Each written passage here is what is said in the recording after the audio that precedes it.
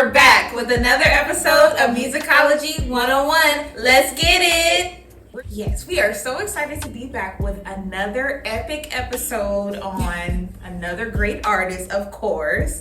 And we picked this artist specifically because of all of the reviews and all of the momentum from the new Color Purple. We thought that there would be no better time than now to educate those on the voice behind this iconic character, if you will. I don't want to keep leading you guys on. I think we should just get to it. I don't want to keep a mystery because this is really exciting to do. So without further ado, let's do our infamous drum roll, shall we? Tata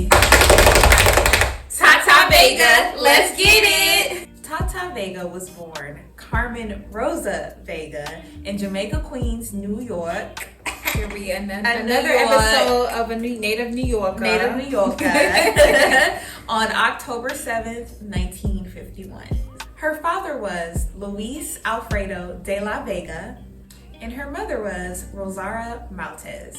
And of course, we're doing another one of our favorite Afro-Latina queens. Yes. She is of African, Puerto Rican, Dominican, and Spanish descent, okay? Yes. She's one of our Afro-Latina girlies, period. Yes, period. So you already know, like, she got the best of both worlds. Yes. Like, she is deeply rooted in her Afro-Latina heritage as far as music, as well as African-American music. So those merging makes the legendary Tata Vega. Exactly. Her father nicknamed her Tata as that was the first word that she uttered as a child, and she went on to legally change her name to Tata at the age of 17. Being that her father served in the Air Force, she frequently moved with her family to San Antonio, Texas, Puerto Rico, Panama, and Colorado.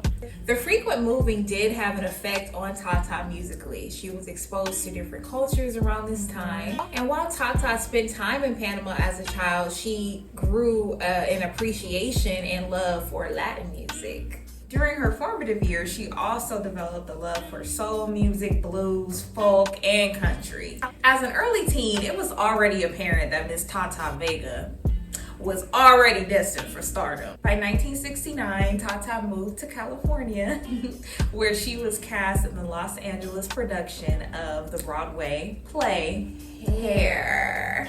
If I'm not mistaken, Uncle Moore was on. Yes. Yeah, exactly. That's an iconic musical, for real. A lot of iconic actors and singers were in that. So yes. Go check that out. While in the production of Hair, she met Dobie Gray, who invited her to join a counterculture band called Pollution. She did 2 albums with the band Pollution, and then she later joined another group called Earth Choir. While performing at the Troubadour, Berry Gordy himself saw the group and signed them on the spot to his Natural Resources division under Motown.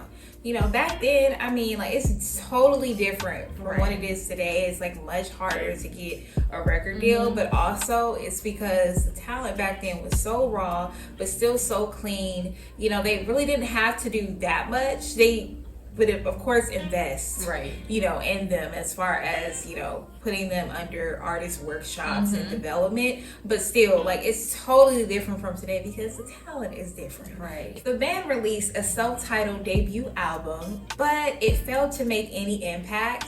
And from there, the band was dropped from Motown. However, they kept Tata. Period. It's almost like the Rick James thing. Yeah. And I mean, of course, the circumstances were different, but they were able to recognize raw talent. Absolutely. And it's like, you know, let's keep in touch with this person. Let's keep this person around, because talent like that, you don't ever want to disappear. Exactly. And it's hard to come by. It is so hard to come by. Yes. Tata's talent landed her a deal with Motown's Tamla label, where she released 4 albums. 4. So she was done with the band. Motown decided to do it with the band, and she was able to get out 4 albums with Motown. I mean, sounds like a good deal to me. The 4 albums were Full Speed Ahead, 1976, Totally Tata, 1977, Try My Love, 1978, and Giving All My Love in 1981. Our personal favorite from her Full Speed Ahead album is Just when things are getting good, okay? First of all, I remember when I first heard that song. This was years ago, of course. So old. Exactly. Anyway.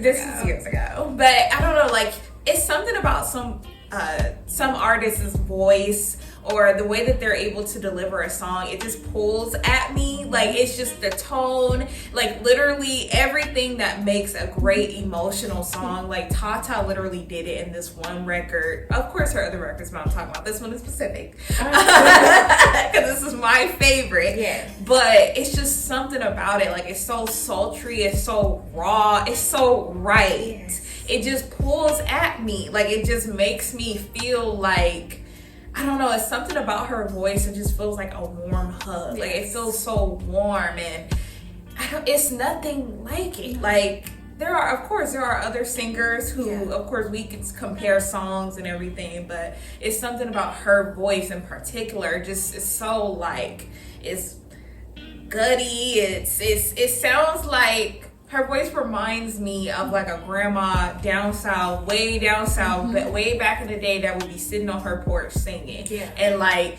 you know, back in the day how our ancestors would make instruments out of everything. Yeah. The rain would be an instrument. That's what her voice reminds me of. And this song, it's just, I don't know, every time I hear it, I get in my feelings. Like, and I don't even be going through nothing. Like, it's just something about the way that she's able to deliver this song in particular. It's just, oh my gosh, I feel like everybody should hear that song. Why you always leave me just when things are getting good? Will we ever be together like we always said we would? Ooh! Will we ever be together like we always said we would? Ooh! Yes! A singer. I feel that in my spirit. Like, every time I hear that song, the goosebumps. I feel it. It's like it's in me. As you can tell, because we just totally had a fangirl moment. Yeah. As you can tell, we are so into Miss Tata Vega, period. But another one of our favorites is from her Totally Tata album, and it's Come in Heaven, Earth is Calling. That's another cry song for me. Like, when she starts it off like, Father, I'm like, oh my God, It's so soft. it's so sweet and soft, and then like, oh my God, Come in, heaven, calling to you, earth is calling, come in, Father.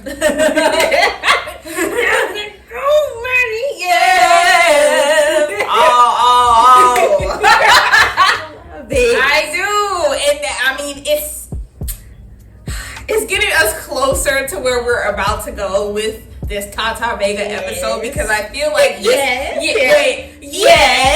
this song in particular, it reminds me of another musical, or I guess, I don't even know if I could call it that back then, but anyway, another thing that she was a part of.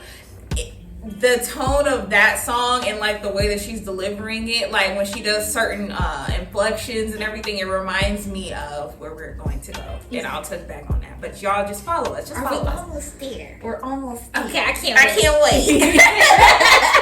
Yeah. Tata also scored 2 international hits, I Just Keep Thinking About You Baby and Get It Up for Love, which topped the charts in both America and Europe. Following her time for Motown, Tata stayed booked and busy by working as a session singer now. Working as a session singer, Tata started moving into the world of gospel and started working with and touring with Andre Crouch's group. It reaches to the highest mountain. And it flows to the lowest valley. The blood that gives me strength from day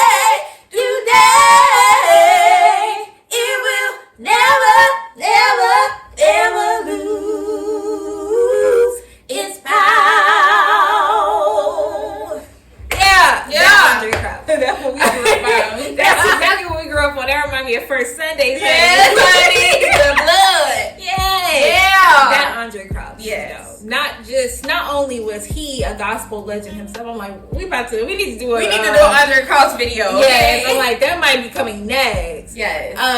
Not only was he himself a gospel legend, he's just overall musical legend. Period. Because it crossed over more than just gospel. Right. But in his episode, we'll get into that. In 1985, Tata was nominated for Best Soul Gospel Performance at the 27th Annual Grammy Awards for her song, Oh It Is Jesus, written by Andre Crouch. As we previously mentioned, Tata was a session singer, and she also went on to do background vocals for Michael Jackson, of course. Yes. Shaka Khan, of course. Patti LaBelle, and most recently, Sir Elton John. And I did see her in something with Lana Del Rey. So that just lets you know of Tata still working and her relevancy to this day. And her influence, yes. She is still out there. Yes. So we're finally at the part that we've all been waiting for and that we've all been waiting to talk about. Yeah. One of Tata's biggest, most epic career moves is when her voice was used as the singing voice for Shook Avery's character in the 85? Yeah. Color Purple movie. Okay, are you kidding me? I remember growing up, and this is before I even saw Color Purple, but mind you, I think the first time I saw Color Purple was, how old were we, like 9? 8? No, we were much 7. That, yes, we were at least from 6 or 7. Yeah, 6 or 7, and I don't know if that's a good or bad thing. Right, but I'm like, at the same time, our parents think we can handle it. Yeah, I mean, we've seen a whole bunch of rated R stuff. Right. It wouldn't be the first. No. But yeah, we were really young, and I just remember before even seeing that, our grandma, she was so old school. She had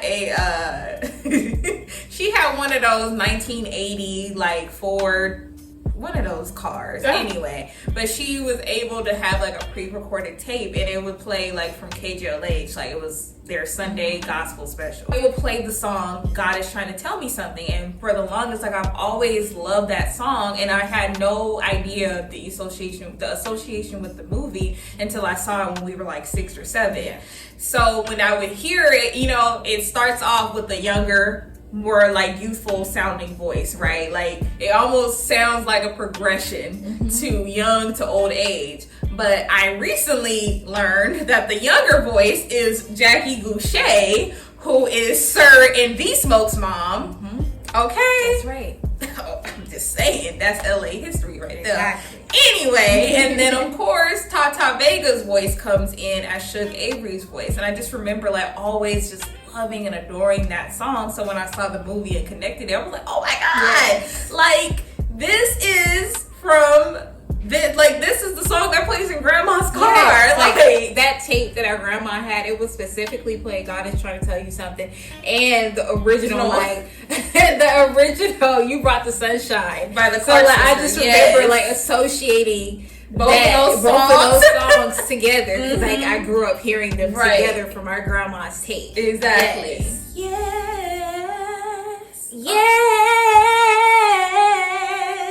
Oh. Yes. My soul says yes.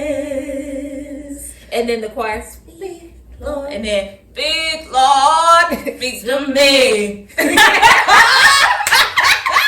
You know, like how people are so critical of what just came out. And I'm just like, you know, let's not forget that the original was not, it wasn't a musical, but it had so many musical like elements. And I'm just like, let's not forget really how genius they put that movie together. And you know, thank God we were able to get a Broadway production out of it, and we were also able to get this musical of a movie that just came out. Like, let's not forget the genius of the Color Purple, I guess, franchise. Yes, Quincy Jones. Like, let's not erase that. So like when I hear that song like from the original movie, I don't know, like it's still like I know. Even recently watching the movie, like just a month ago, it's just tearing me up. It be tearing me up. Like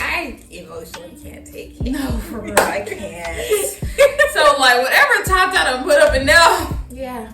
And then, like, of course, Miss Seeley's Blues. Like, that's Tata as well. And it's like, And it's like, they don't even sound like each other. No. So, like, you wouldn't even think whoever's doing the singing voice for Miss Seeley's Blues is doing the same singing voice. It's that dynamic. Exactly. Because it's giving, you know, like the age progression. Yes. It's like, giving even Bessie Smith. Exactly. Like, it's giving that real 1920s bluesy sound. Right. 1920s, 1930s bluesy sound.